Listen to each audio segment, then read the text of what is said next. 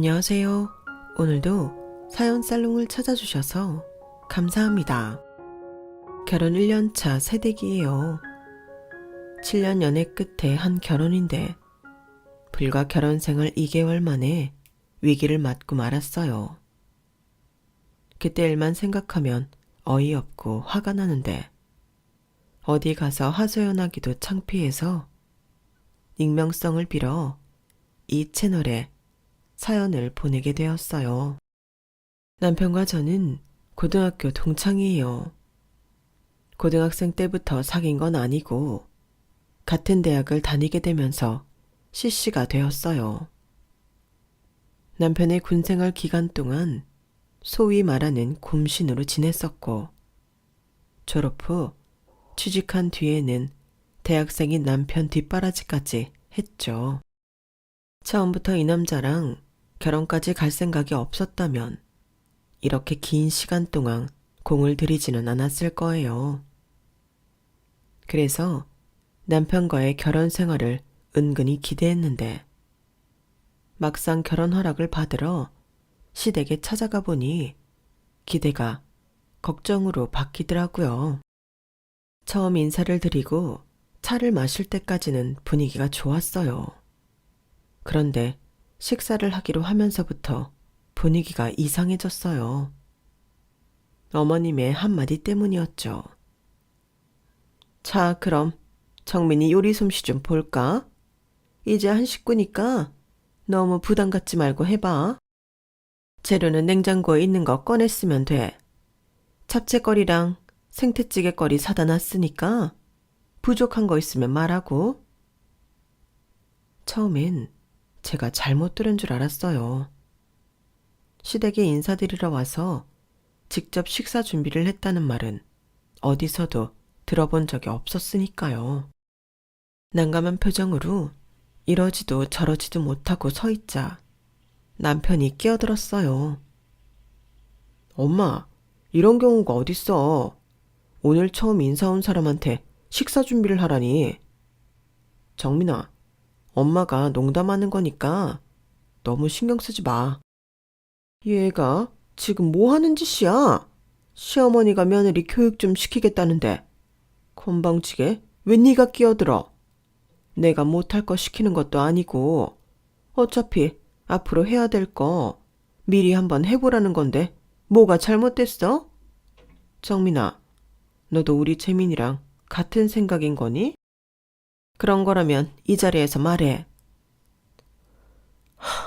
이런 상황에 어떻게 하기 싫다는 말을 하겠어요. 울며 겨자 먹기로 하는 수밖에요. 그래서 실력은 없지만 열심히 해보겠다고 말씀드리곤 주방에 들어갔어요. 하지만 30이 다 될 때까지 엄마가 해주는 밥만 먹고 살았던 제가 잘할 리가 없었죠. 마음 같아선 휴대폰으로 레시피라도 찾아보고 싶었지만 어머님이 옆에 딱 붙어 계시는 바람에 그마저도 할 수 없었어요. 그저 평소 엄마가 하시던 걸 떠올려보며 흉내를 낼 뿐이었죠. 그런데 채소 손질을 하는 순간부터 어머님은 못마땅한 티를 팍팍 내시며 혼잣말처럼 잔소리를 하셨어요. 세상에, 양파꽁지를 그렇게 크게 잘라내면 뭐를 먹어? 아이고, 먹는 거보다 버리는 게 더 많네. 당면은 그냥 삶을 거니? 간장을 좀 넣어야 간이 배이지 않겠어? 어떻게 된 게 하나부터 10까지 다 가르쳐야 되니? 이래서 밥이나 제대로 해먹고 살겠니? 내가 오늘 너 안 시켜봤으면 큰일 날 뻔했다, 얘. 정말 귀에서 피가 날 정도로 어머님은 옆에서 잔소리를 하셨고 저는 거의 혼이 나간 채 어머님 지시대로 로봇처럼 움직이기 바빴어요. 밥을 먹는 내내 밥이 입으로 들어가는지 코로 들어가는지 모르겠더라고요. 인사를 마치고 시댁을 나오고서야 집 나갔던 정신이 돌아왔어요. 더불어 불쾌하고 짜증스런 기분도 확 들었고요. 정민아, 많이 힘들었지? 아, 엄마는 갑자기 왜 그러시는 거야? 사람 무한하게. 그래도 네가 만든 잡채가 우리 엄마가 만든 것보다 더 맛있더라. 웃어? 넌 지금 웃음이 나오니? 난 정말 너무 황당해서 내가 뭘 하고 왔는지 기억도 안 날 정도야.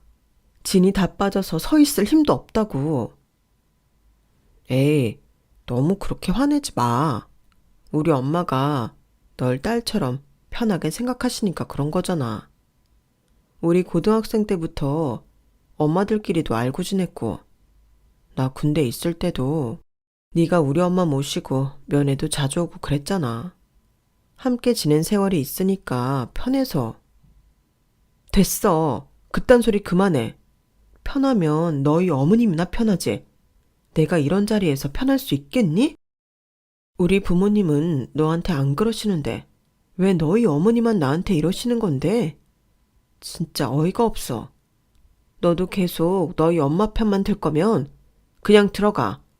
나 혼자 갈 테니까. 그날 저희 집까지 가는 내내 남편은 제 화를 풀어주려고 안 부리던 아양도 떨고 많이 노력을 했어요. 머리로는 남편 잘못이 아니라는 걸 알지만 그래도 남편 얼굴을 보면 화가 나는 건 어쩔 수 없더라고요.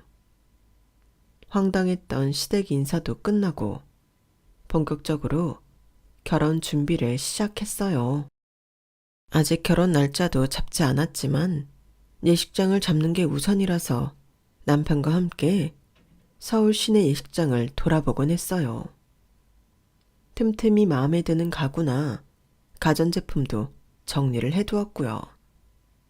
그런데 하루는 어머님이 저희 회사 근처로 오셨더라고요. 약속한 카페로 갔더니 시누이랑 같이 오셨더라고요. 시누이는 남편과 3살 차이로 저와는 중고등학교 선후배 사이였지만 나이 차이가 있어서 재학 당시에는 서로 만날 기회가 없었어요. 남편과 사귀기 시작하면서 몇 번 얼굴을 봤던 게 전부였죠. 그런데 저를 보자마자 시누이는 자기 엄마 팔뚝을 툭 치더니 뭔가 닥달하는 것 같았어요.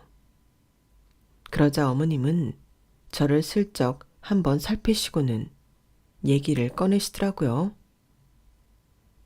여기까지 찾아온 건 다름이 아니라 니들 결혼 날짜 때문인데 원래는 니들 결혼하고 이듬해 재영이 식을 올리려고 했었거든.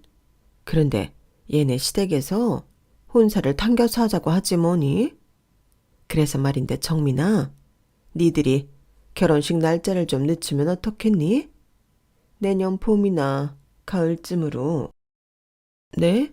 갑자기 그렇게 말씀하시면 조금 곤란한데요. 예식장을 이미 봐둔 게 있어서요. 안 그래도 이번 주말에 찾아뵙고 말씀드리려고 했는데 마침 10월에 자리가 있어서 엊그제 재민이랑 예약을 했어요. 요즘 괜찮은 예식장 예약하는 게 힘들어서 거기도 겨우 예약한 거거든요. 그러자 어머님이 버럭 성질을 내시는 거예요. 얘, 너 무슨 일을 그렇게 처리하니? 결혼 날짜도 안 잡고 예식장 날짜에 맞춰서 결혼을 하겠다고? 세상에, 무슨 결혼을 그렇게 해? 결혼이 니들 장난이니? 집안 어른들한테 상의 한마디 없이 덜컥 예약을 하면 어떡해? 불쾌하셨다면 죄송해요. 어머님께서 결혼 날짜는 저희 보고 알아서 하라고 하셔서 괜찮을 줄 알았어요. 그래도 어머님, 기왕 예약한 거니까 이해해 주세요. 미리 허락을 받지 못한 건 저희들 불찰이지만 당장 예약을 안 하면 바로 놓칠 판에 어떻게 허락을 구하고 말고 하겠어요. 그런 점은 어머님도 이해해 주시리라 믿었죠. 그런데 옆에 앉아있던 시누이가 어머님 귀에 대고 뭐라고 속삭이더니 이내 어머님 표정이 환하게 변하는 거 있죠. 그래, 상황이 그렇다니 어쩔 수 없지. 마침 잘 됐네. 우리 재영이가 아직 식장을 못 잡았거든. 재영아, 따로 예식장 잡을 거 없이 정민이가 예약했다는 데서 하자. 니들이 빨리 해야 오빠네도 서두를 수 있지. 딱히 마음에 들지는 않지만 그러지 뭐. 언니, 그래도 되죠? 당연히 안 되죠. 얼마나 힘들게 예약한 건데요. 그리고 저희 집에서는 올 가을에 저희 결혼하는 걸로 알고 있는데 아무런 상의도 없이 내년으로 미루라고 하시면 어떡해요. 전 절대 내년으로 못 미뤄요. 아무리 시어머니고 시누라지만 결혼식을 자기들 마음대로 미뤄라 마라 하는 건 말도 안 되죠. 그래서 강하게 거부 의사를 밝혔어요. 이런 제 반응을 예상 못했는지 어머님과 시누이가 되려 당황한 표정이더라고요. 남편 몰래 저만 따로 찾아와 이런 얘기를 꺼낸 건 며느리 입장에서 시어머니 말이라면 싫어도 받아들일 수밖에 없을 거라는 안일한 생각 때문이었을 거예요. 쌍팔년도도 아니고 세상이 바뀐 지가 언젠데 아직도 그놈의 시어머니 유세를 떨려고 하는 건지 솔직히 이해가 안 갔죠. 이 얘기를 전해들은 저희 부모님도 노발대발 하셨어요. 저희 엄마는 그 얘기를 듣자마자 시댁에 전화를 걸어선 제 결혼에 맞춰서 미국에 계시는 친척들이 한국으로 들어오기로 했는데 갑자기 바꾸면 어떡하냐며 절대 안 된다고 단단히 못을 박으셨어요. 결국 어머님과 시누이의 계획은 수포로 돌아갔고 저희 부부는 예정대로 결혼식을 올리게 되었어요. 비록 약간의 마찰은 있었지만 그래도 순조롭게 결혼 준비가 진행되나 보다 생각했는데 시댁에서 엉뚱한 요구를 하더라고요. 이번엔 아버님까지 나서서 말이죠. 그래, 결혼 준비는 잘 돼가니? 재민이 얘기 들어보니 집 얻는데 너도 돈을 보태기로 했다며? 네, 부모님이 1억 5천 보태주기로 했어요. 혼수는 제가 모아놓은 돈으로 하기로 했고요. 그래, 잘 생각했다. 우리 때야 집은 남자 쪽에서 해가는 게 당연한 줄 알았지만 요즘 애들은 더치페이가 익숙해서 그런가 같이 하는 집들이 꽤 된다고 하더라. 그건 그렇고. 아버님은 갑자기 말을 끌면서 제 눈치를 슬쩍 살피셨어요. 그러자 어머님이 끼어들어서 대신 말을 이어가셨죠. 이도 참, 뭐 어려운 얘기라고 그렇게 뜸을 들여요. 정민이도 이제 우리 집 며느린데 어려울 게 뭐 있다고. 예, 정민아, 단도직입적으로 말할게. 예단비 말이다. 그거 돈 대신 다른 걸로 해오면 안 되겠니? 기왕이면 우리가 원하는 걸로 해주면 좋겠다 싶어서 말이야. 아, 어떤 걸 원하시는데요? 실은 우리 이이가 차를 바꿀 때가 됐거든. 그렇다고 우리가 차 바꿀 형편이 안 돼서 그러는 건 아니고 기왕이면 좋은 게 좋은 거잖니. 너도 예단으로 시아버지 차 바꿔드린다고 생각하면 생색도 날 거고 말이야. 하지만 차는 좀... 그게 한두 푼 하는 것도 아니잖아요. 그렇다고 아버님 연세에 경차를 타실 것도 아니고. 속에서는 천불이 났지만 최대한 상냥하게 대답을 했어요. 아니, 미치지 않고서야 예단비 대신 차를 해오라는 게 말이 되나요? 예단비야 기껏 해야 1,000만 원 남짓 생각하고 있었는데 기가 차서 말도 잘 안 나오더라고요. 예, 아무렴 우리가 경우 없이 너희 집에 무리한 부탁을 하겠니? 우리 그렇게 생각 없는 사람들 아니다. 내 얘기는 예단비 외에 혼수까지 우리가 해주겠다는 거야. 신혼집 가구며 전자제품까지 신형으로 쫙 깔아줄게. 너 요즘 여자들도 결혼할 때 기본이 2억인 건 알고 있지? 네가 집 구하는데 돈 좀 보탠다고 하니까 나머지 금액으로 우리 이 차 한 대 뽑아주고 대신 혼수는 우리가 해주면 그게 그거 아니겠어?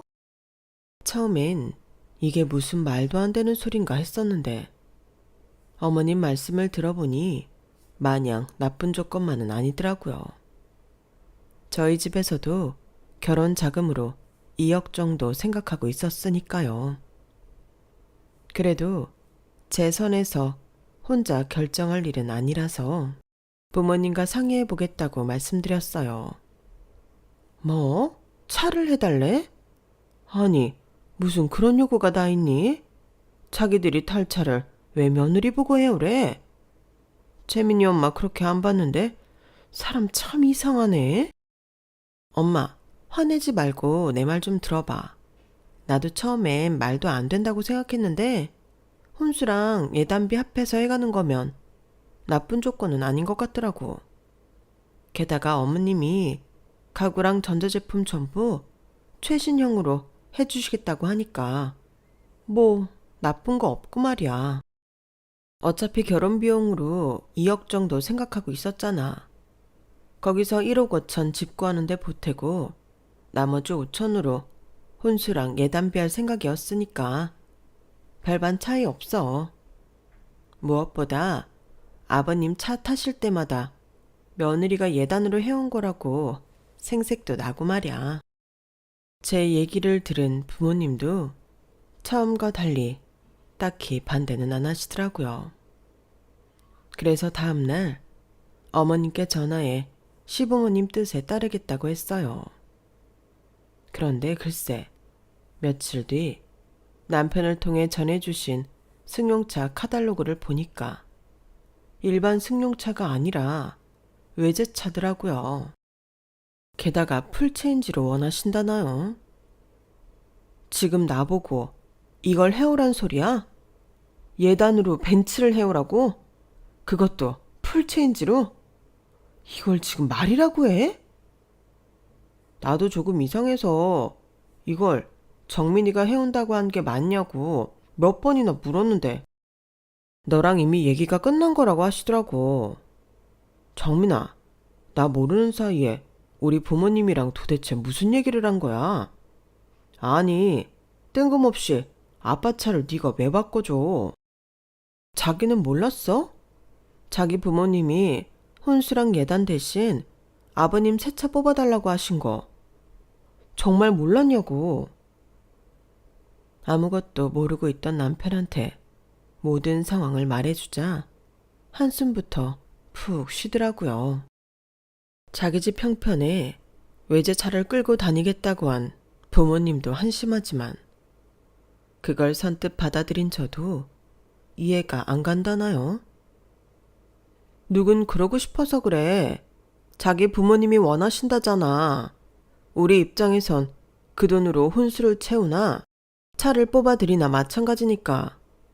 그렇게 하겠다고 했지만 누가 벤츠를 뽑아달라고 할 줄 알았냐고. 자기 부모님 정말 너무한 거 아니야? 벤츠가 1, 2천 하는 것도 아니고 어떻게 이러실 수가 있냐고. 난 못해. 이럴 거면 결혼이고 뭐고 다 때려치우고 싶단 말이야. 결국 그 일로 남편과 저는 한바탕 싸움을 했고 이 일은 시부모님 귀에까지 들어갔어요. 그런데 웃기는 게 뭔지 아세요? 애초에 1억 3천이 다 돼가는 차량을 예단으로 해오라고 한 시부모님이 싸움의 원흉이었음에도 모든 화살은 제게 돌아왔다는 거예요. 참다 못한 저희 엄마가 시어머니한테 전화해서 따졌더니 그러더라는 거 있죠. 정민이가 뭔가 오해를 한 모양이네요. 우리는 정민이가 결혼자금으로 2억 정도 생각하고 있다길래 우리 애 아빠 차 한 대 뽑아주고 남는 돈은 니들 집 구하는데 보태라. 이런 의미로 한 얘기였는데 어떻게 그걸 잘못 알아듣고 그렇게 얘기를 했대요. 아무렴 우리가 집 구하는 돈은 따로 받고 차까지 챙기려 들었겠어요. 정민이 엄마, 우리 그렇게 파렴치한 사람들 아니에요. 똑같이 자식 키우는 마당에 어떻게 그러겠어요. 난 또 애들이 파혼을 하나마나 난리가 났다길래 무슨 일인가 했더니 이게 다 오해에서 비롯된 거네요. 정민이 엄마가 정민이한테 얘기 좀 잘해주세요. 식도 올리기 전에 며느리한테 인심 잃게 생겼네. 아, 이 말을 전해 듣는데 나만 바보 됐구나 싶더라고요. 정말 억울한데 아무리 발버둥을 쳐봐도 나만 더 이상한 사람이 되어버렸거든요. 정민이 넌 왜 네 시어머니 말도 제대로 못 알아듣곤 그 난리를 친 거니? 내가 안사돈이랑 통화하면서 얼마나 창피했는지 알아? 시간 끌지 말고 내일 당장 시부모님 찾아뵙고 사과드려. 결혼 전부터 이게 뭔 난리라니? 엄마는 저를 앞뒤 정황 살피지 않고 혼자 급발진해서는 판 없겠다고 날뛴 철부지 취급을 하셨어요. 다음날 찾아뵌 시부모님도 마찬가지였고요. 벙어리 냉가슴 앓는 심정으로 집에 돌아왔는데 뒤늦게 퇴근한 남편이 저희 집까지 찾아왔더라고요. 남편도 저한테 따지러 왔나 싶어 서운하더라고요. 그런데 남편이 조용히 저를 안아주면서 그러는 거 있죠. 네 잘못 아닌 거 알아. 분명히 우리 엄마가 너한테 떠넘긴 걸 거야. 내가 우리 엄마를 모르겠니? 엄마 아들로 30년 가까이 살았는데. 다른 사람들은 몰라도 나는 널 알잖아. 없는 말 꾸미고 남 탓하는 애 아닌 거. 그러니까 우리 엄마한테 화난 거 다 나한테 풀어. 내가 다 받아줄게. 아, 정말이지. 이런 남자한테 어떻게 화를 내겠어요. 우리 부모님도 날 안 믿어주는 상황에 유일하게 내 편을 들어주는 남자인데요. 다른 건 몰라도 내가 남자 하나는 잘 골랐다는 생각이 들더라고요. 결국 집은 예산이 줄어든 만큼 평수가 조금 더 작은 곳으로 정하게 되었어요. 대출을 받으면 굳이 집을 줄이지 않아도 됐지만 이자를 내면서까지 그러고 싶지는 않았거든요. 시부모님은 약속대로 저희 신혼집에 가구며 전자제품, 로봇 청소기까지 최신형으로 들여놔 주셨어요. TV도 저희 집 평수에 비해 엄청 큰 걸로 해주셔서 마치 극장에 온 기분이 들 정도였죠. 신혼집을 둘러본 저희 부모님도 시댁에서 큰 돈 쓰셨겠다며 고마워하셨죠. 그렇게 말도 많고 탈도 많았던 준비기간이 끝나고 드디어 결혼식을 올리게 되었어요. 결혼식장에는 시누이랑 결혼을 앞둔 예비신랑도 와주었더라고요. 시부모님은 예비사위 앞에서 어찌나 쩔쩔 매시던지 누가 보면 자신들이 모시는 대감집 아들인 줄 알겠더라고요. 그런데 두 분이 그러신 데는 그럴 만한 이유가 있었어요. 예비사위 직업이 의사였거든요. 솔직히 제 시누이 학벌이 그리 좋지 않았어요. 전문대를 폄하하는 건 아니지만 시누이 경우는 정말 성적이 안 돼서 적성과 상관없는 과에 점수만 맞춰서 전문대에 들어간 케이스였어요. 그것도 예비로 간신히 들어갔었죠. 학점도 안 좋아서 졸업 후 취직이 안 되는 바람에 아버님 지인 사무실에 낙하산으로 들어가 있었어요. 학벌과 직업으로 사람을 판단하는 건 좀 그렇지만 신우이와 예비 신랑의 스펙 차이는 누가 봐도 컸기 때문에 이 둘의 조합이 의아하긴 했어요. 그렇다 보니 시댁에선 명문대 출신의 의사 사위를 놓치고 싶지 않았고 어떻게든 혼인을 성사시키는 거에 올인을 했다고 봐도 무방할 거예요.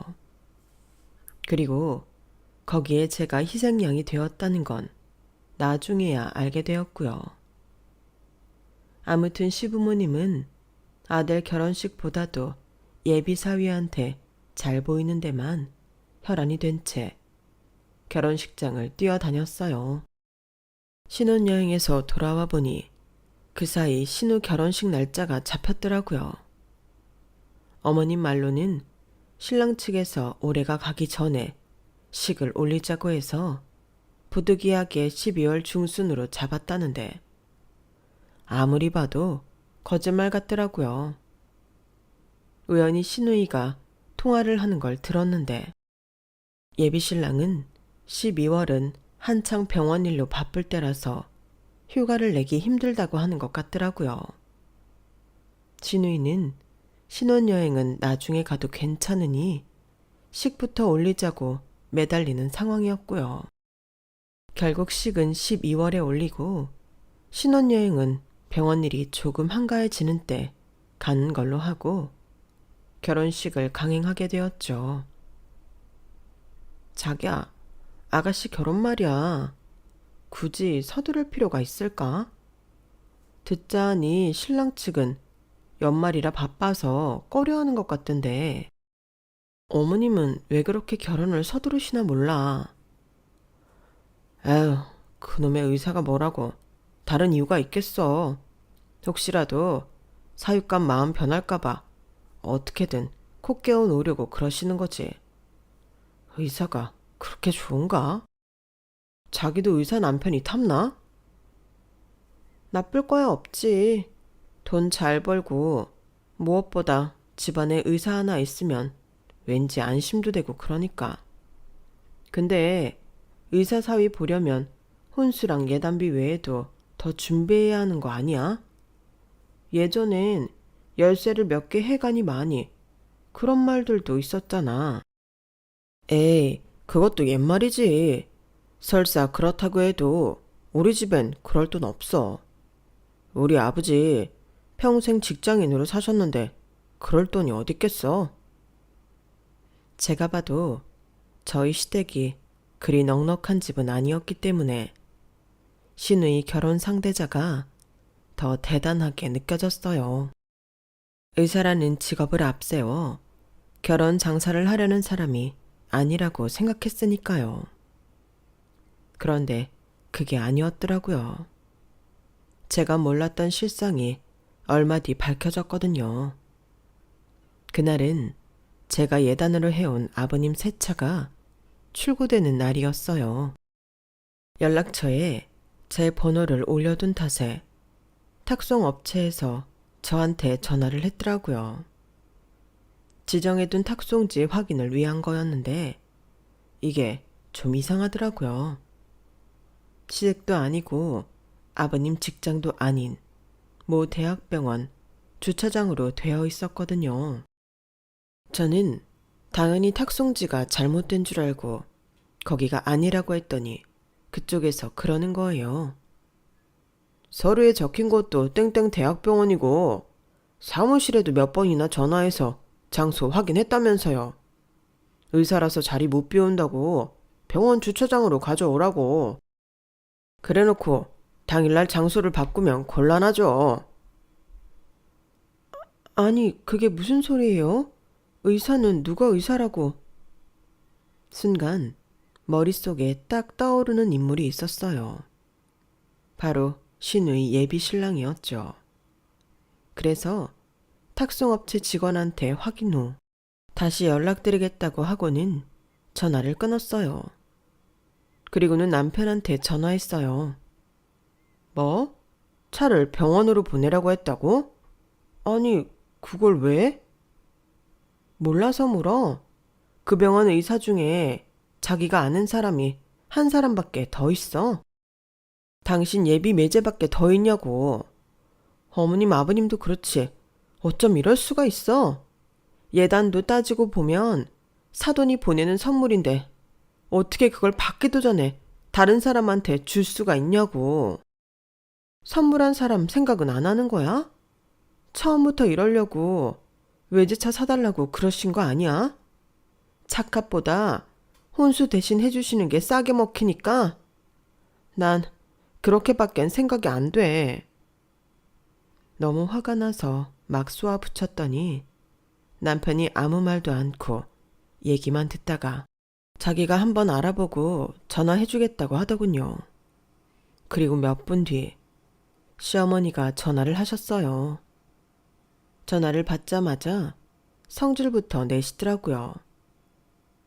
예, 너 채민이한테 뭐라고 했길래 애가 그 난리를 치는 거니? 아니, 내 차를 내가 누구한테 주건 네가 무슨 상관이야? 예단으로 해왔으면 그걸로 끝인 거지.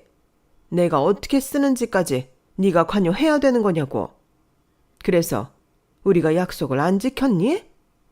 우리가 너 대신 신제품으로 집도 다 채워줬는데 뭐가 문제란 거냐고. 얘가 아주 시부모 알기를 우습게 알아도 그렇지. 툭 하면 우리 아들한테 고자질해서 일 키우고 사람 꼴 우습게 만들고 말이야. 너 그러는 거 아니다. 우리가 사람이 좋아서 네 그 성깔 받아주는 거지. 다른 집 같았으면 어림도 없어. 잔말 말고 차는 병원으로 보내. 시어머니는 득달같이 전화를 해서는 자기가 할 말만 하고는 전화를 끊어버렸어요. 뒤이어 남편한테 전화가 왔길래 안 받고 거절 버튼을 눌러버렸죠. 일을 수습하겠다고 했던 남편 때문에 저만 더 못된 년이 되어버린 마당에 남편과 통화는 해서 뭐하나 싶더라고요.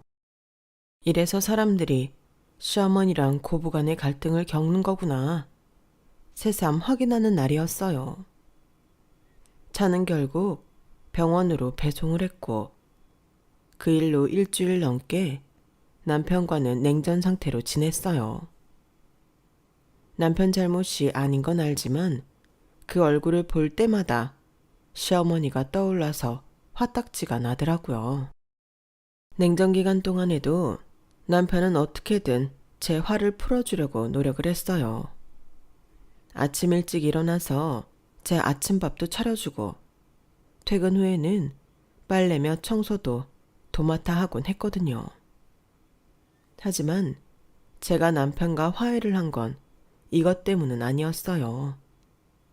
바로 저희 부모님 때문이었죠. 남편과 냉전 중이던 주말, 집에서 남편과 얼굴 맞대고 있는 게 싫어서 일부러 친구들과 약속을 잡았어요. 혹시라도 남편이 전화할까봐 휴대폰도 꺼놓고 오전부터 밤 늦게까지 놀고 집에 돌아왔는데 집안에 불이 꺼져 있더라고요. 식탁에는 밥을 먹다 만 채 그대로 놓아둔 흔적이 있었고요. 그걸 보곤 짜증이 확 났는데 이 꼴을 해놓은 남편이 어디에도 보이지 않는 거예요.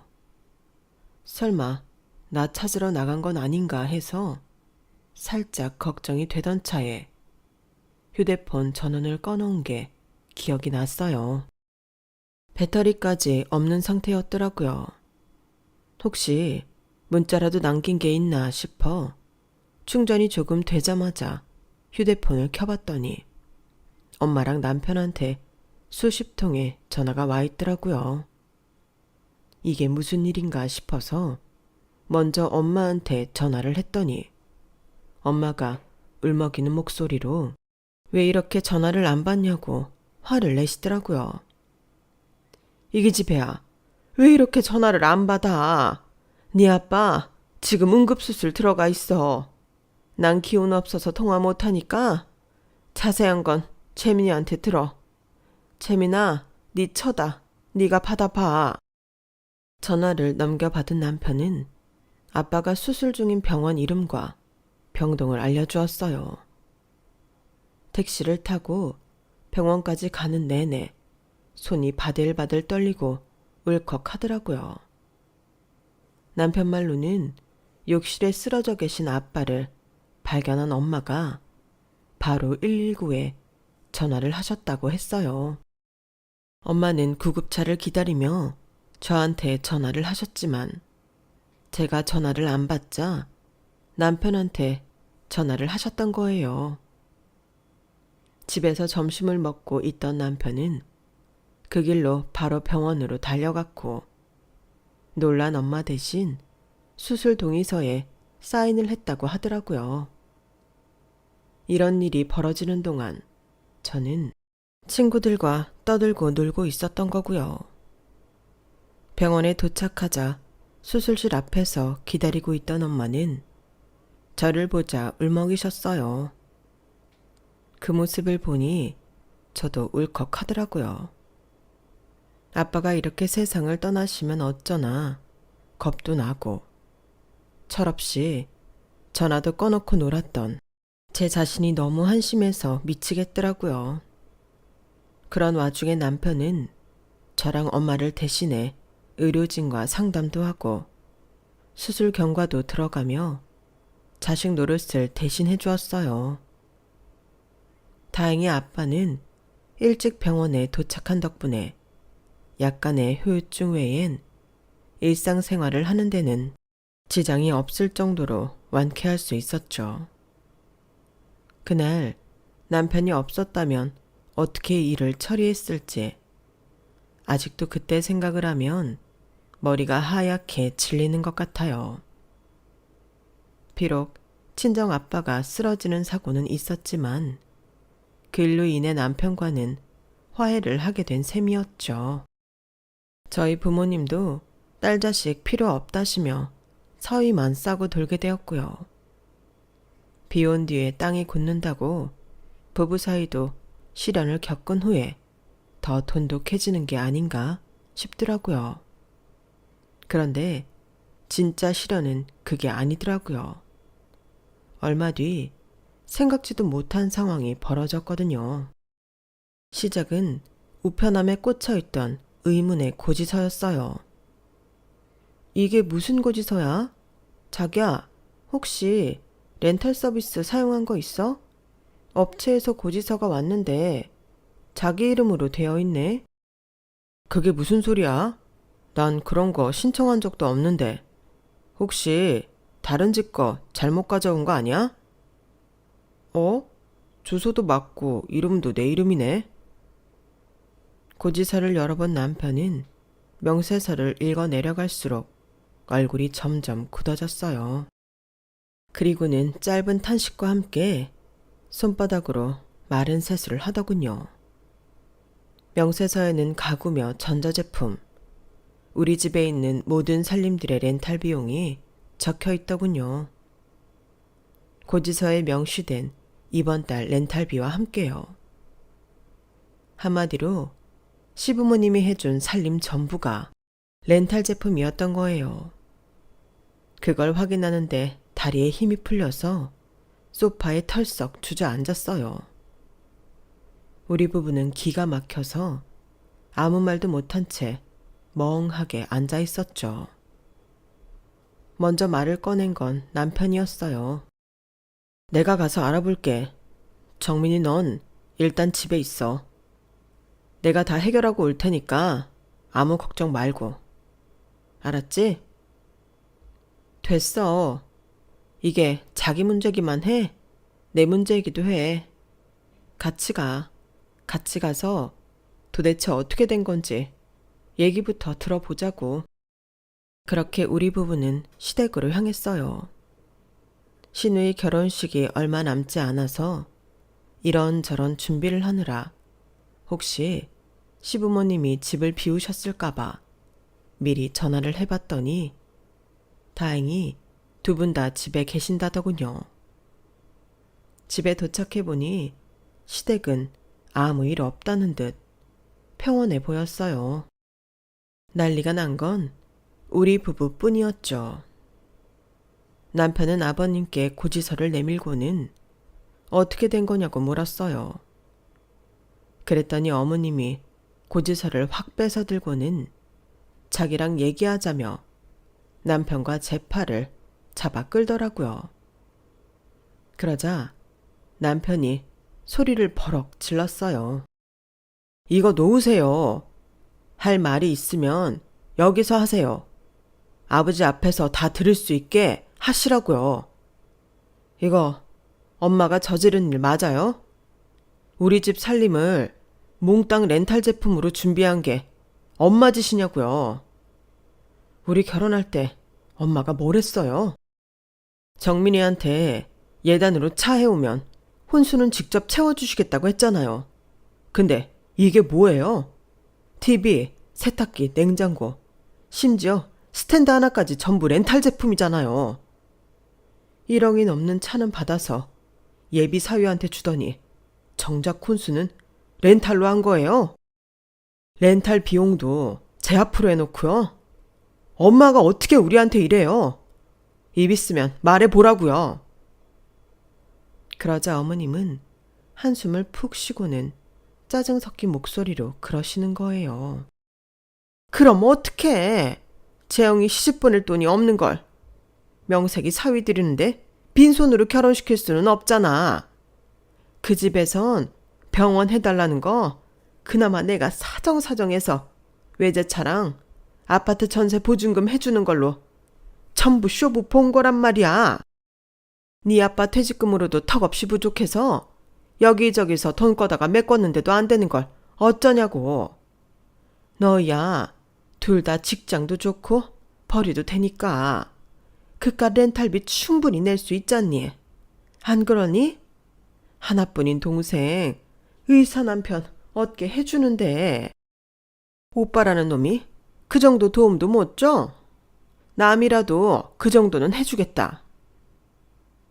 그걸 지금 말이라고 해요? 엄마 말대로 남이라도 자식한테 이렇게는 안 해요. 엄마가 지금 무슨 짓을 했는지 알아요?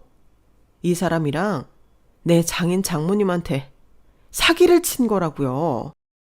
엄마 눈에는 이게 별거 아닌 일 같아요. 막말로 장인어른이 엄마를 사기죄로 고소해도 엄마는 할 말 없는 거라고요. 경찰 앞에서도 지금처럼 당당하게 굴 수 있겠냐고요. 아유 세상에. 그래서 너 지금 이 엄마를 경찰에 넘기기라도 하겠다는 거냐? 네 마누라 치마폭에 쌓여서 너를 낳아준 이 엄마 가슴에 대못을 박겠다는 거냐고. 세상에. 내가 이런 놈을 자식이라고 그 고생을 하고 나와서 이 날이 때까지 길렀다니. 아우 내 팔자야. 내가 이 꼴을 보려고 지금까지 산 거냐고. 나오지도 않는 눈물을 기를 쓰고 짜내며 시어머니는 대성통곡을 하셨어요. 어머님이 벌인 일을 모르고 계셨던 아버님은 땅이 꺼져라 한숨을 쉬기만 하셨죠. 그리고는 결심이 섰는지 그러시더라고요. 세아가 내가 널 볼 면목이 없다. 애초에 사위감한 대줄 차를 너희 부모님 속여서 받아낸 주제에 무슨 말을 하겠니? 변명 같지만 나는 딱 거기까지만 알고 있었다. 이 사람이 혼수는 자기가 알아서 채우겠다고 하길래 제대로 된 물건 사서 채워준 줄 알았어. 그 점에 대해선 정말 미안하다. 그리고 이거 하나는 약속하마. 너희 친정에서 해준 차값 내가 대신 갚아드리마. 아니 여보, 그게 무슨 소리예요? 우리가 그럴 돈이 어딨어요? 재영이 결혼식 치를 돈도 빠듯한 판에. 안 돼요. 그건 절대 안 돼요. 가만히 있어 이 사람아. 내 딸 자식 결혼하는데 왜 며느리 집에 피해를 줘? 그리고 집이며 차며 돈다발 싸들고 하는 결혼이라면 안 하는 게 상책이야. 의사사위? 그딴 게 무슨 대수라고? 결혼 비용 절반씩 부담하는 조건 아니라면 재영이 그 집에 시집 보내지 마.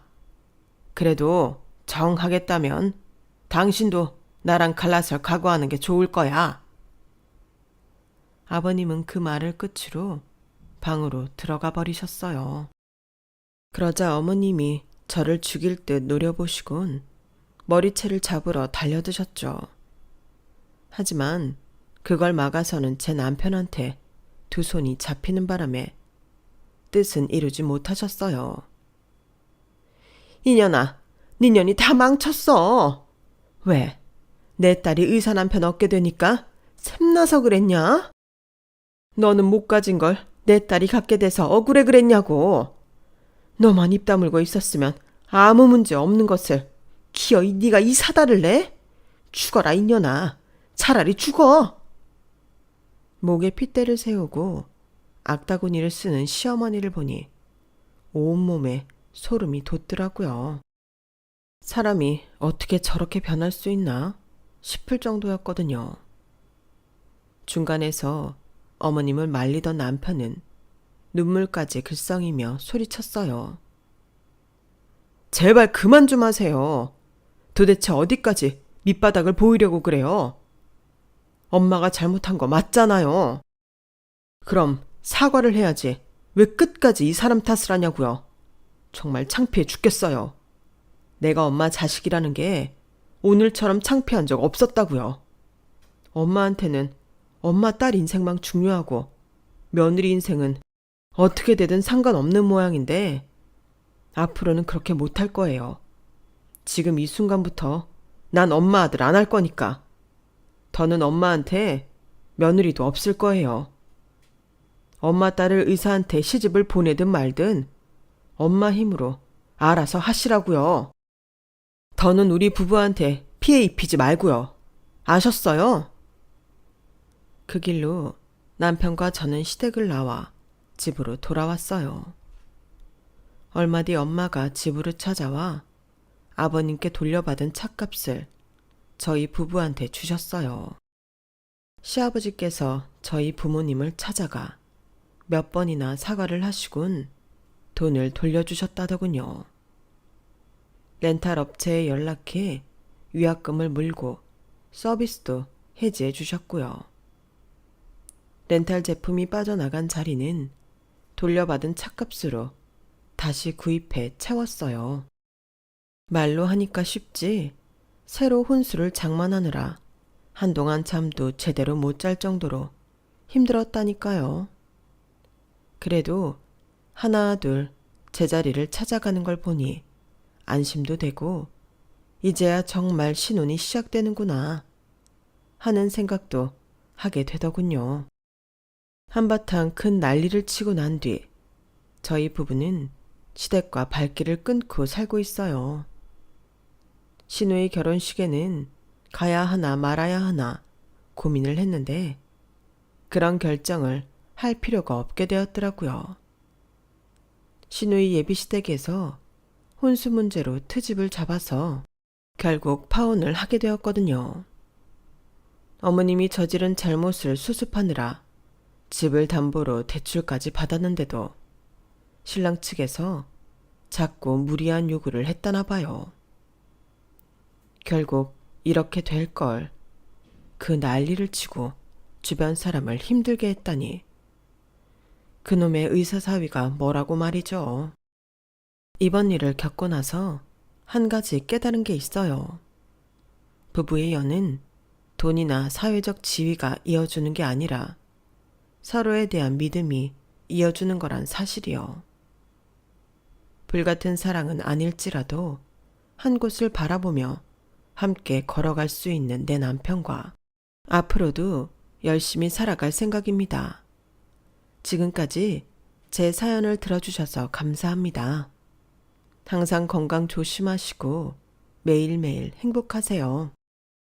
여러분, 사연 댓글에 응원과 현명한 조언 부탁드려요.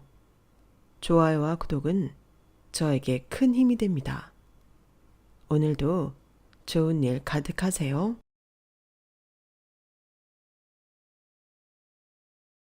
안녕하세요.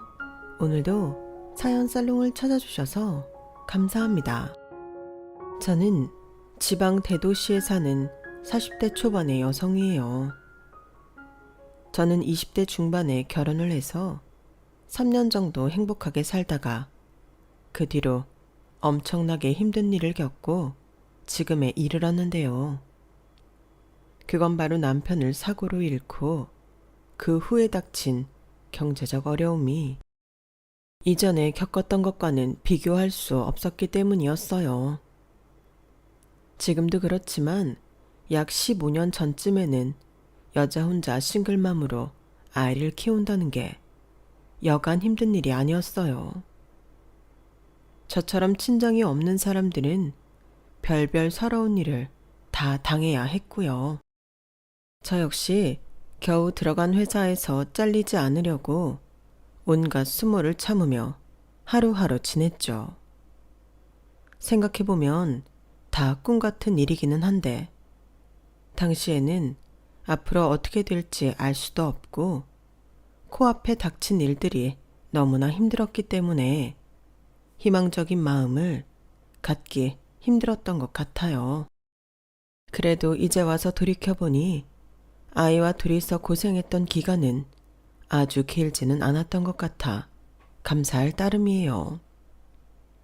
마치 그 시간을 지났기에 선물처럼 가족을 찾고 지금까지 별 탈 없이 잘 산 것 같아서 말이죠.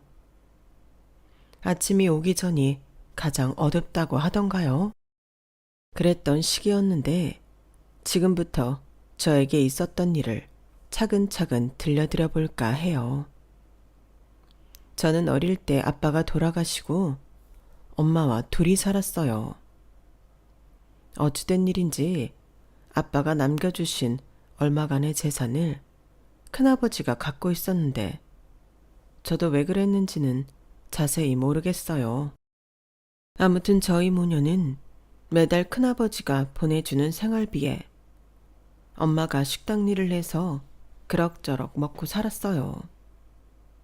하지만 제가 중학생 때 엄마가 돌아가시고 나니 큰아버지는 어디론가 이사를 가버려 연락을 끊어버렸고 다른 친인척들도 저를 떠맡지 않으려고 다 등을 돌려버렸어요. 저는 그때부터 보육원에 들어가 고등학교 졸업할 때까지 살았는데요. 특별히 큰아버지나 다른 친척들을 크게 원망하지는 않았어요. 그분들도 사정이 좋지 않다는 걸 저도 알고 있었거든요. 팍팍한 살림을 하는 집에 들어가 눈칫밥을 먹느니 차라리 시설에 들어와서 사는 게 낫다는 생각을 했었죠. 어쨌든 저는 좋은 쪽으로 생각하려고 노력한 것 같아요. 저는 고등학교 때부터 졸업 후 혼자 먹고 살기 위해 꽤 여러 종류의 자격증을 땄어요.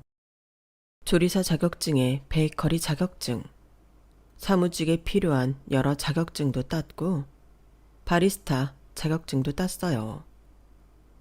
전산 세무회계 자격증도요. 성인이 되자마자는 바로 운전면허도 따고요. 나중에 택시 운전이라도 해야 하면 면허는 있어야 되잖아요. 고3 때 담임 선생님이 꽤 좋은 분이어서 저를 어느 회사에 소개해 주셨고 다행히도 저는 거기에서 격리 일을 하게 되었어요. 작은 회사였지만 일정한 수입이 생기고 혼자 지낼 수 있는 방까지 얻을 수 있어서 정말 행복해했던 기억이 있네요. 그렇게 거기서 몇 년을 일하다가 남편을 만나게 됐어요. 남편은 회사와 거래하는 공장 직원이었는데요. 어쩌다가 같이 회식을 하고 서로 마음이 맞아 이런저런 이야기를 나눠보니 남편도 부모님이 안 계시다는 걸 알게 됐어요. 남편은 자세한 이야기는 하지 않았지만 자기는 고아나 다름없이 컸다고 했고 저 역시 중학생 때부터 보육원에서 커서 그 말에 공감이 갔어요. 비슷한 처지에 있던 두 사람이니 꽤나 친근감을 느꼈고 저희는 얼마 안 가 사귀게 되었네요. 남편은 워낙 자상하고 따뜻해서 제가 먼저 결혼하자고 졸랐어요. 처음에는 당황한 것 같던 남편도 웃으며 이렇게 말했어요. 나도 결혼할 사람은 영주밖에 없다. 그러고 있었는데 형주도 나밖에 결혼할 사람 없다고 생각한 거야. 우리 천생연분 맞네. 천생연분이니 결혼해야지. 저희는 조촐하지만 주변에 많은 축복을 받으며 결혼을 했고 결혼 생활도 너무 행복했어요. 20대 때 가장 행복했던 건 지금 돌이켜봐도 그때였을 만큼요. 딸도 낳고 우리 부부 열심히 살며 아이 예쁘게 잘 키우는 거. 그거 하나 목표로 삼고 살던 어느 날이었어요. 2살인 딸아이를 어린이집에 데려다주고 저는 동네 빵집에 빵 만드는 알바를 하러 가는 길이었어요. 모르는 번호로 전화가 와서 의아해하며 전화를 받았는데 큰 병원 응급실이었어요. 김상우 씨가 남편분 되시나요? 핸드폰에 아내라고 되어 있는데요. 네, 맞아요. 제가 아내 되는 사람이에요.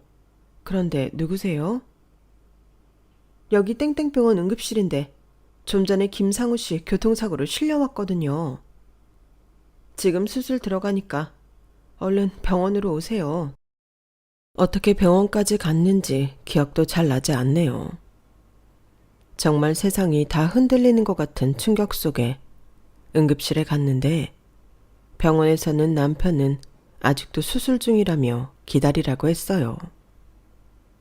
뇌를 다쳤다는데 어떻게 될지 모르겠다면서요. 다리에 힘이 풀려 주저앉으려는 몸에 억지로 힘을 주며 제가 알고 있는 모든 신에게 기도를 했어요. 하지만 야속하게도 남편은 수술 후 중환자실로 옮겨졌고 거기서 2달간 생사를 오가는 고비 속에 있었어요. 여보, 윤지 아빠, 제발 꼭 살아줘. 응? 우리 같이 윤지 부족함 없이 잘 키우자고 했잖아. 이제 우리 다른 걱정 없이 잘 살자고 했잖아. 제발 누구든 제 기도 좀 들어주세요. 우리 윤지 아빠 좀 살려주세요. 간절히 빌고 또 빌었지만 안 되는 일도 있더군요.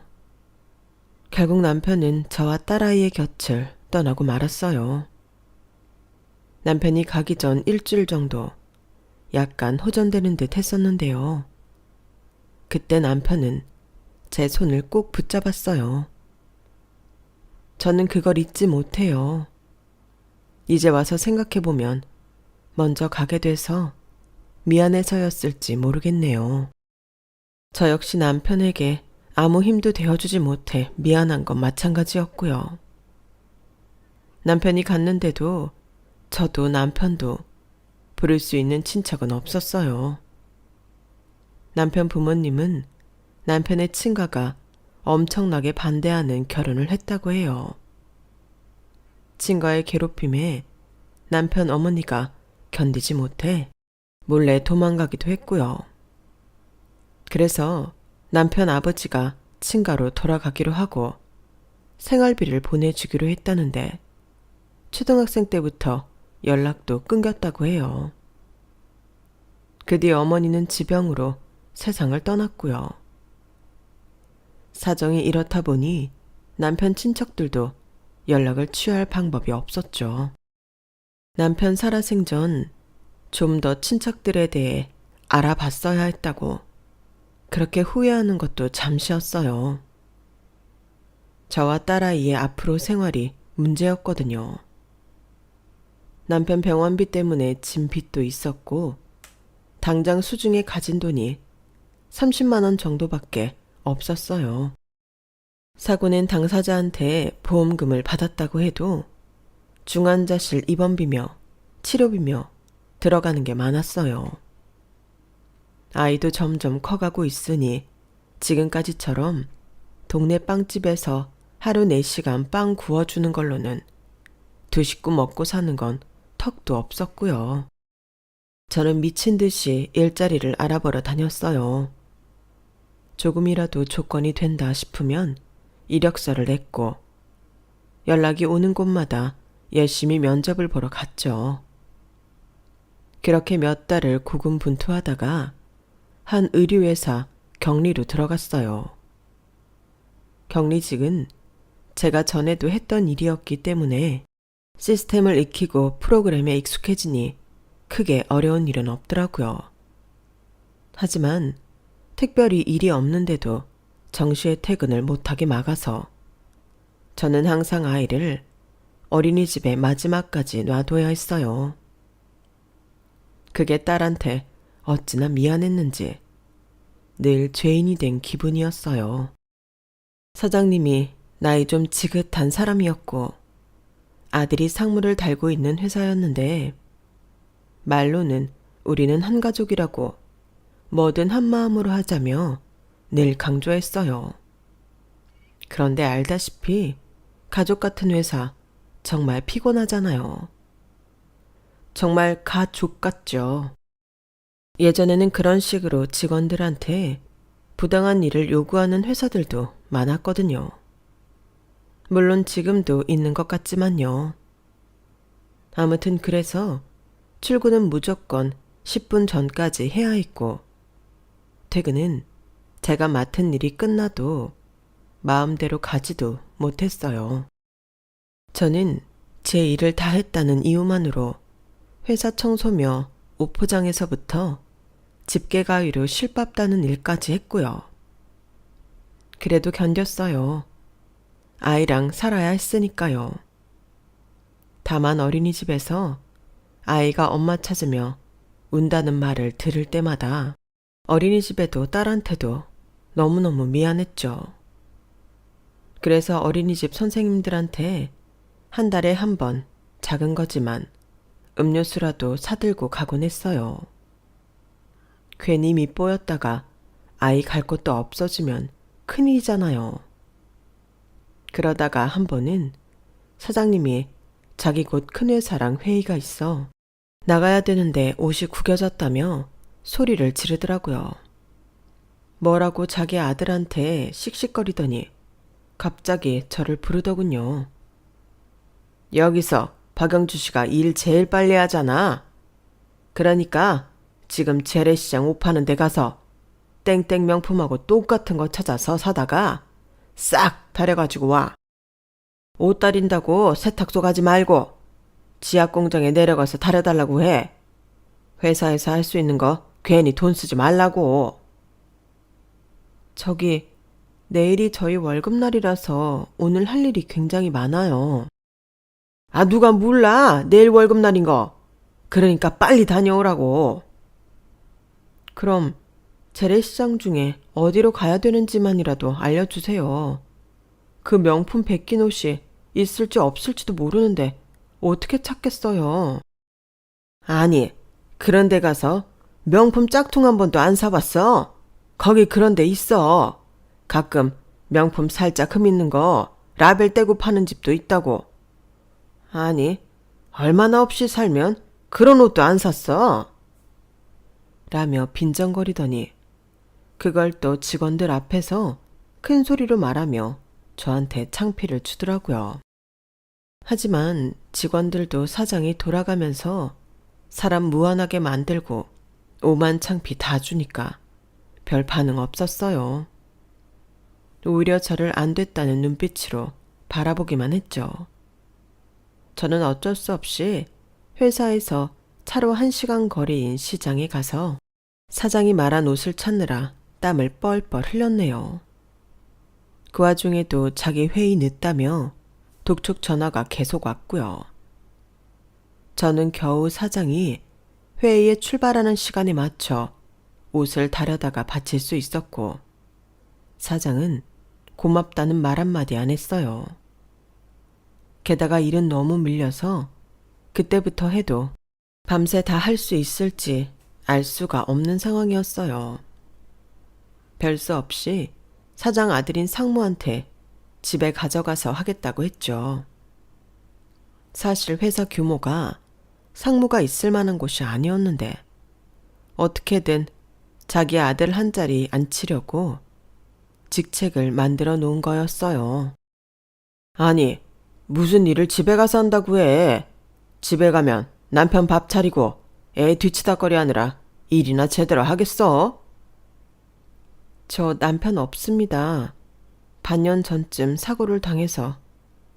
아무튼 오늘은 어린이집 원장님이 7시에는 꼭 와야 한다고 했어요. 그러니 이번만 제가 집에 가서 정리할 수 있게 해주세요. 오늘은 특별한 사정도 있었잖아요. 아이가 얌전해서 제 일을 방해하거나 하지 않을 거예요. 제가 밤을 새워서라도 이걸 다 해야 내일 월급도 제대로 나오잖아요. 네? 박영주 씨, 남편이 없어요? 그랬나?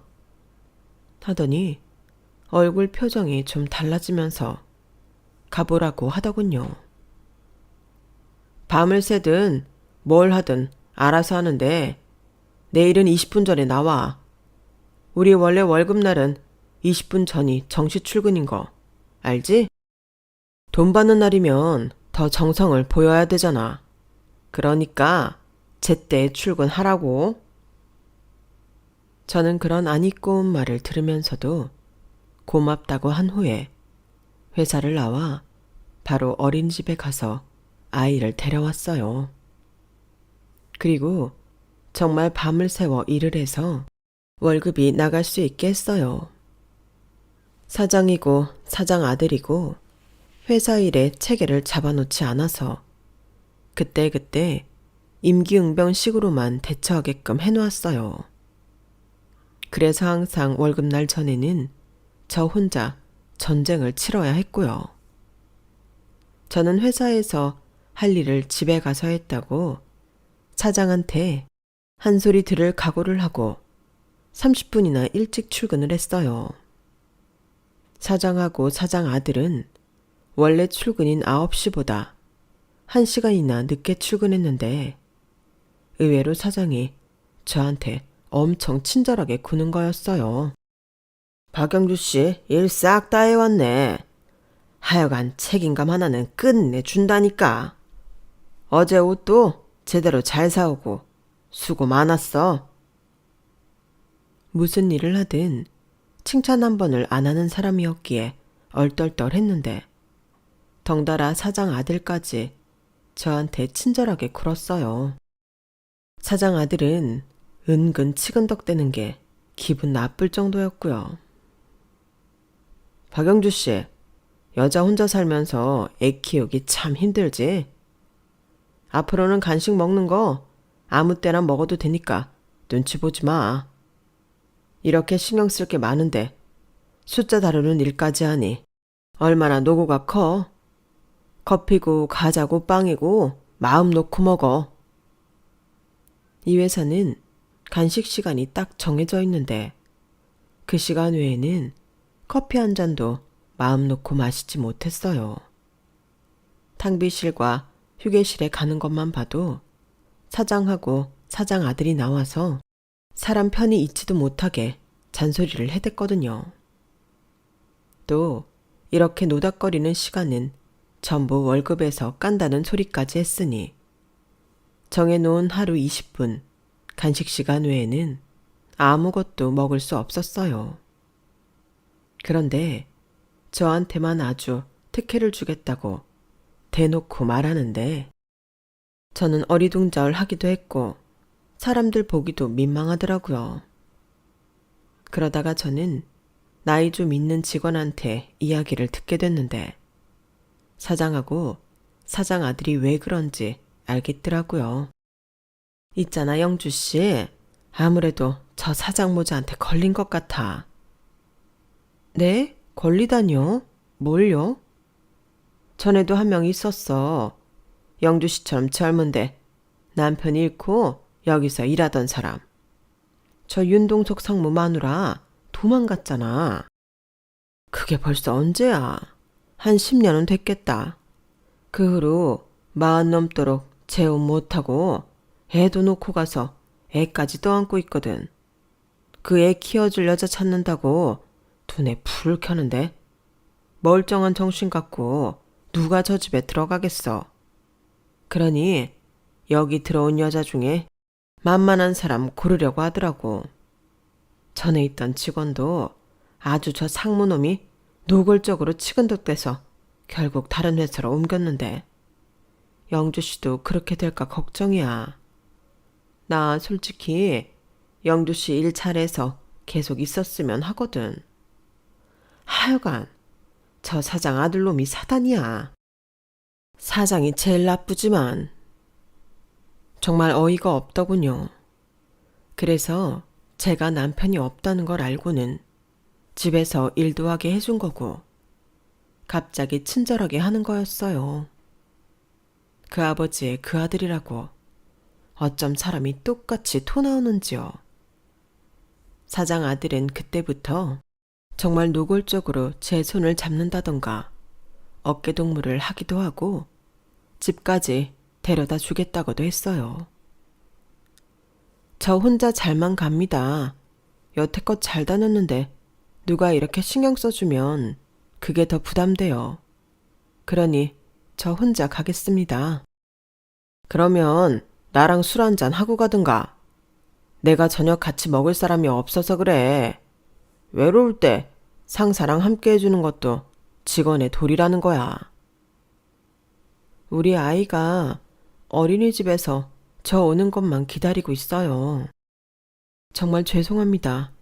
직원의 도리는 제가 근무 시간에 하겠습니다.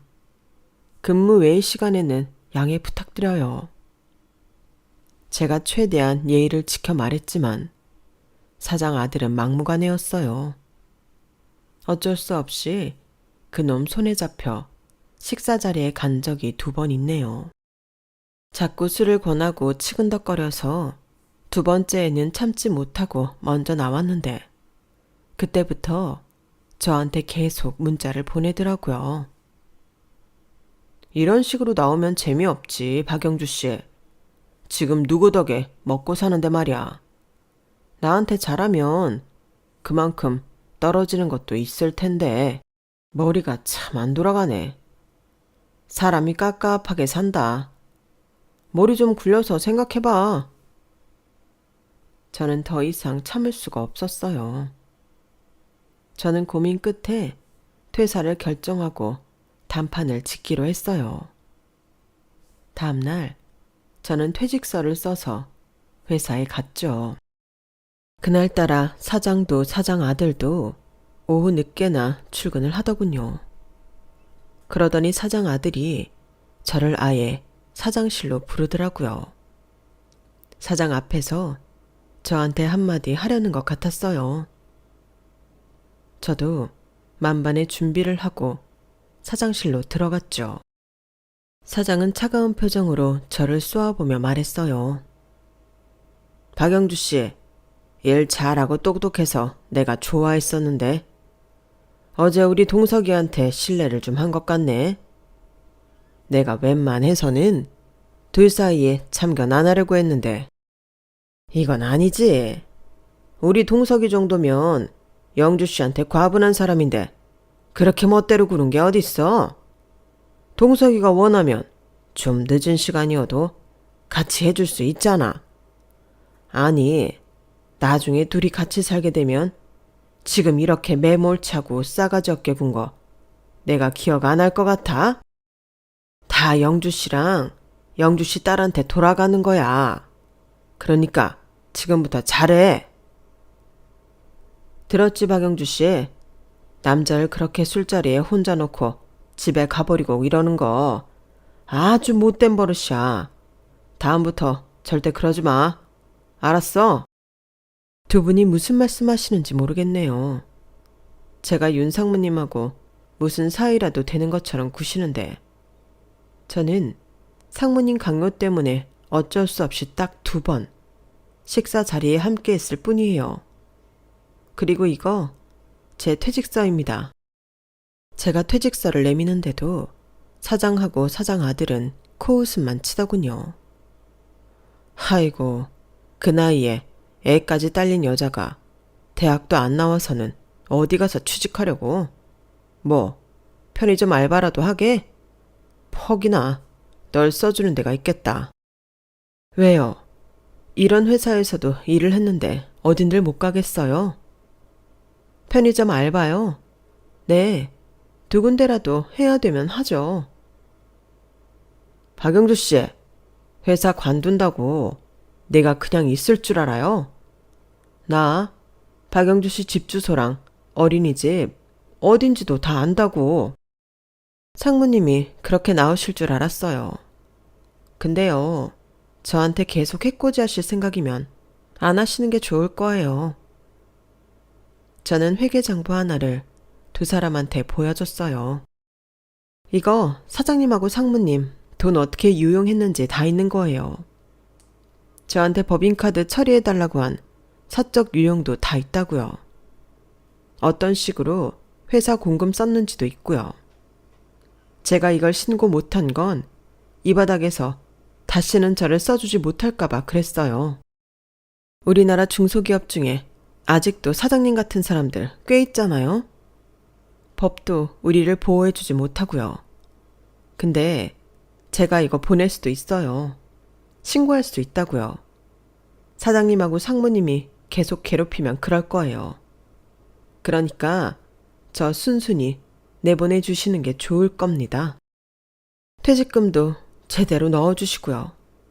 아시겠어요?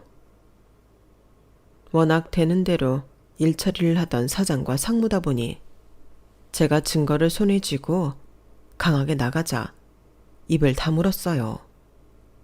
장부 같은 거 없애도 제가 파일로 저장해서 다 갖고 있다고 했거든요. 2사람은 울며 겨자 먹기로 제 퇴직서를 받아들이고 퇴직금까지 줄 수밖에 없었어요. 그렇게 회사를 관둔 저는 속이 후련하기는 했지만 제 취업이 되지 않을까봐 겁이 덜컥 나긴 하더라고요. 딸아이한테는 걱정하는 모습을 보이지 않으려고 애썼어요. 아이가 언젠가부터 제가 돈 걱정하는 걸 보면 울상이더라고요.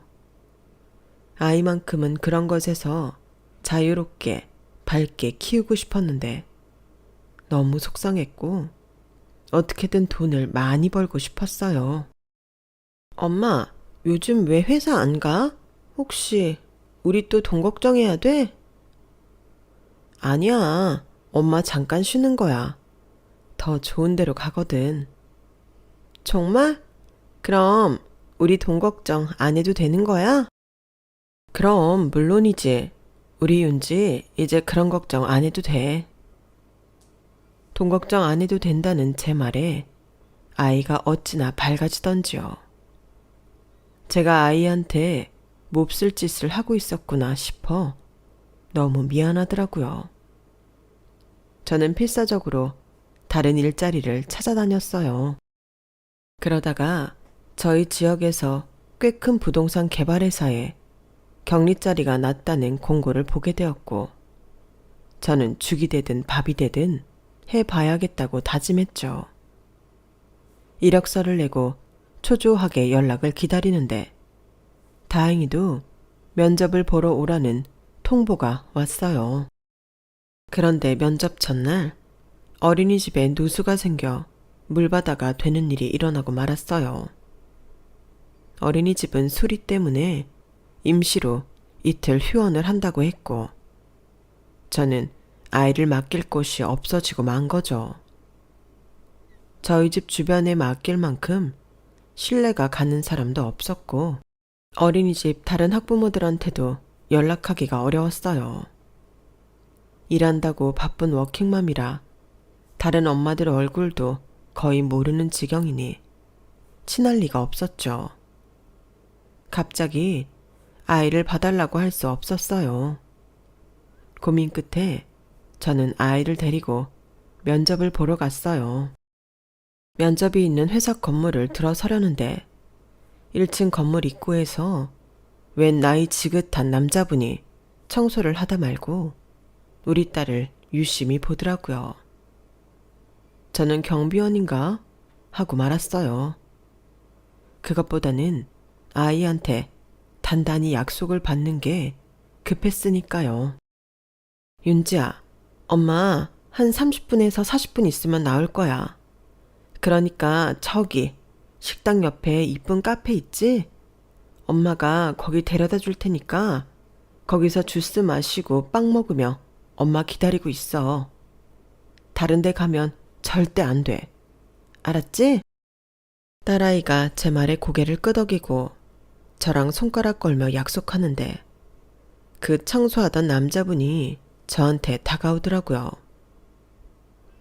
오늘 여기 면접 왔어요. 그럼 제가 아이 잠깐 보고 있을까요? 네? 아, 그게... 저 말씀은 감사하지만 솔직히 처음 본 사람을, 그것도 남자한테 아이를 맡긴다는 게 조금 불편해서 어떻게 대답해야 할지 망설이는데 1층 경비실에 있던 제복 입은 경비원이 나와서 이러더군요. 저분 이 건물 사장님이세요. 건물주요. 그러니까 걱정 마세요. 저도 아이 보고 있을게요. 저는 그 말에 남자분을 다시 돌아보았어요.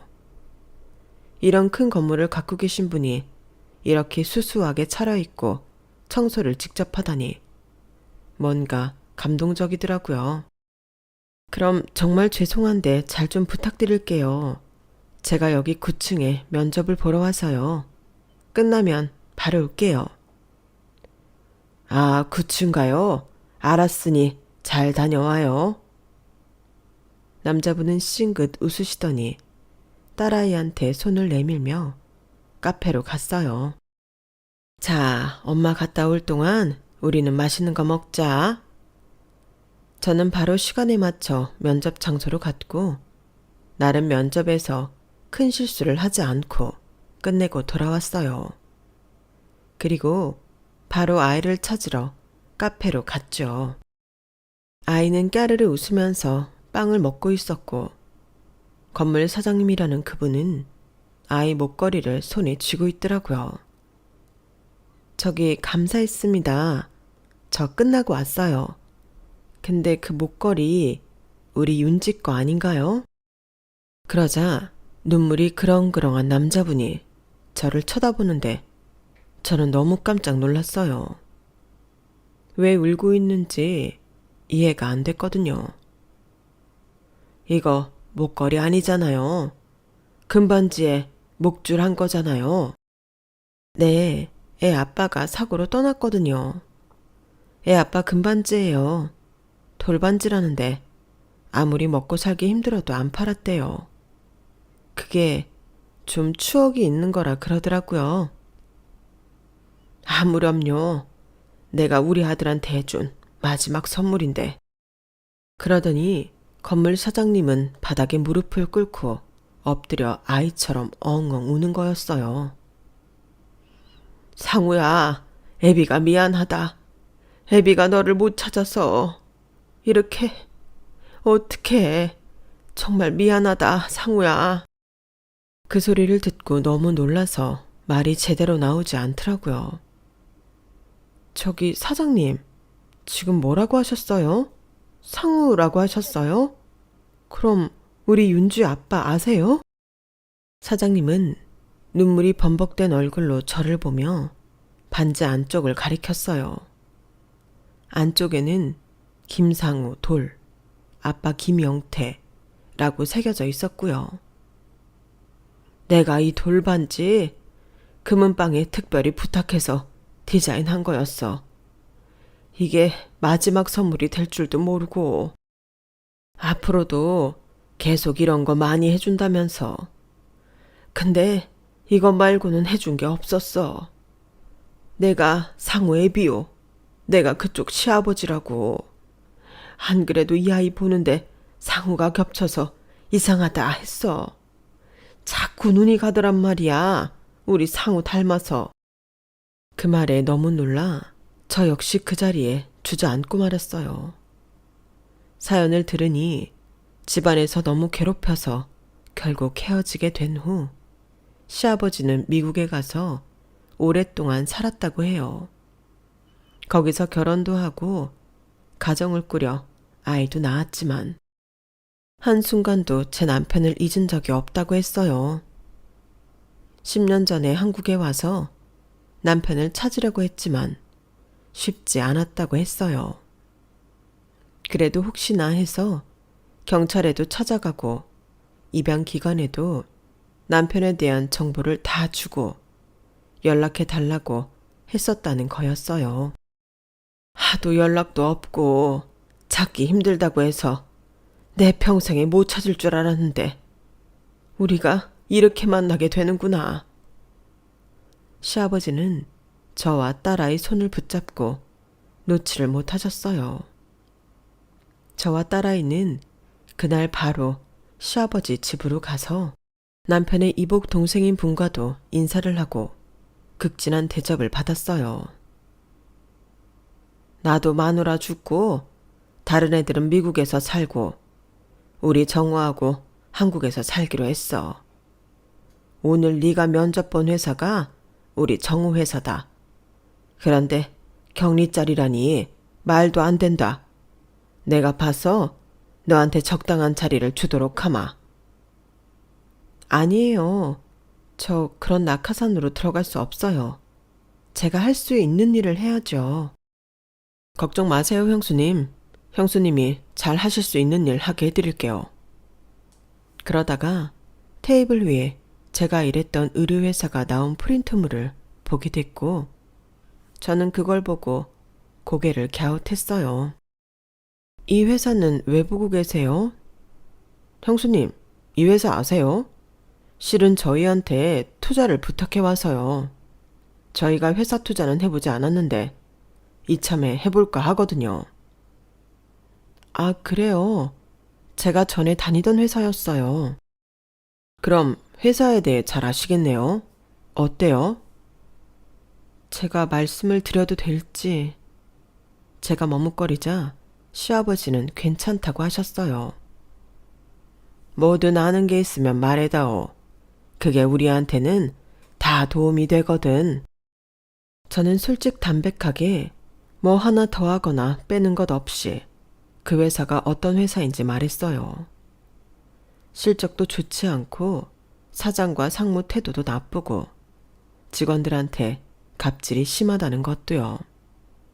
그리고 제가 왜 회사를 나오게 됐는지도 간략하게 이야기를 했죠. 제 말을 들은 시아버지는 노발대발 하셨어요. 하, 정말 웃기는 인간들일세. 그래놓고 우리 앞에서는 세상 사람 좋은 척하며 우리 돈을 빼가려고 했어. 아니, 아직도 직원들을 그렇게 대하는 회사가 있어요. 정말 믿기지 않네요. 게다가 가장 약자인 여직원한테 그런 강요를 하다니 정말 안 되겠어요. 그리고 며칠이 지난 후 시아버지는 저를 회사 사무실로 부르셨어요. 처음 가본 시아버지 사무실은 제가 그때 갔던 건물이 아닌 시내에 있는 또 다른 큰 건물이었어요. 거기 제일 높은 층 전체를 다 쓰는데 엄청 세련되고 럭셔리하더라고요. 시아버지와 남편의 이복 동생, 그러니까 도련님은 곧 제가 전에 다니던 회사 사장과 상무가 올 거라고 하더군요. 오랜만에 사장과 사장 아들 얼굴을 볼 생각을 하니 좀 두렵기도 했지만 이제는 시아버지라는 든든한 백이 있어서인지 뱃속에서부터 자신감이 차오르더라고요. 사장하고 사장 아들은 저를 보더니 눈이 동그래져서 놀라더군요. 아니, 어떻게 저 여자가 여기 있지? 동서가, 저 사람 여기서 일하는 거 너 알았어? 아니, 몰랐는데. 저번에 나 혼자 왔을 때는 없었어. 박영주 씨, 언제부터 여기서 일하는지 모르겠지만 쓸데없는 소리 하면 재미없을 줄 알아요. 아무리 박영주 씨가 우리 약점 쥐고 있다고 해도 그 정도는 우리도 무마시킬 수 있는 힘이 있다고. 우리가 뭐 박영주 씨 협박 무서워서 퇴직금 준 줄 알아? 불쌍해서 준 거야. 그때 도련님이 나와서 두 사람을 앉혀놓고 말을 시작했어요. 대표님하고 저하고 결정을 내렸습니다. 그 회사에는 투자를 못하겠습니다. 그렇게 알고 가주세요. 아니 왜요? 분명 분위기 좋았는데 혹시 저희 쪽에서 뭐 섭섭하게 한 게 있을까요? 우리 윤상무가 대접이 시원찮았어요. 윤상무, 여기 대표님하고 이사님 좋아하시는 대로 모시라니까. 그렇게 안 한 거야?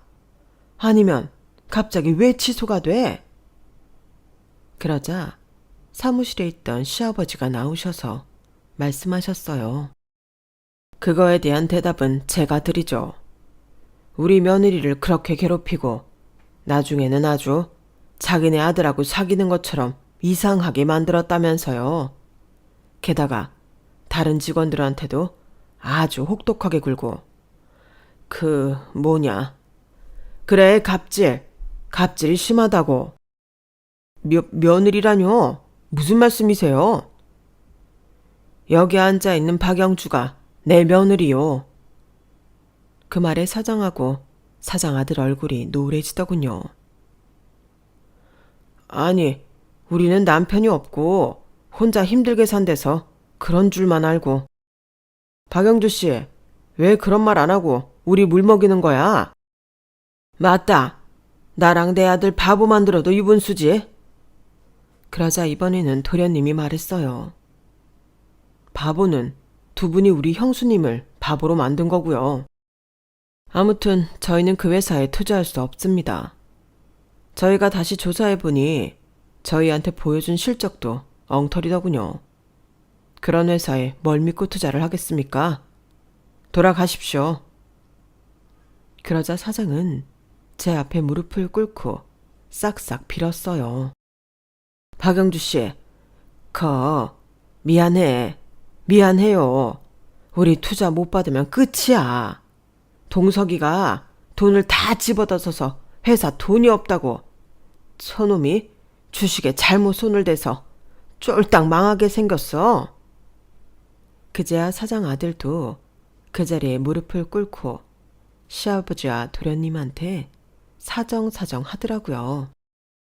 제발 한 번만 도와주십시오. 그러기만 하면 은혜는 잊지 않고 열심히 일하겠습니다.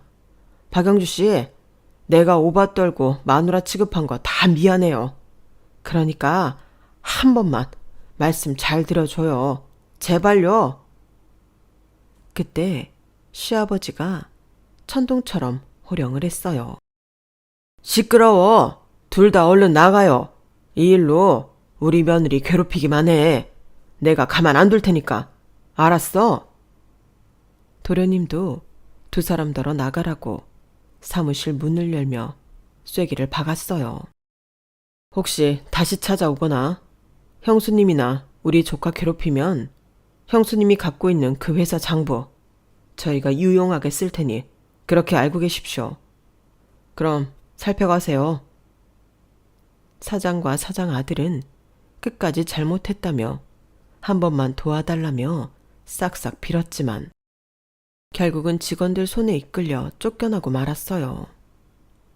나중에 들으니 그 회사는 결국 파산 선고를 받았고 사장 아들은 돈을 빌리고 안 갚아 사기죄로 고소까지 당해서 아주 꼴이 말이 아니라고 하더군요.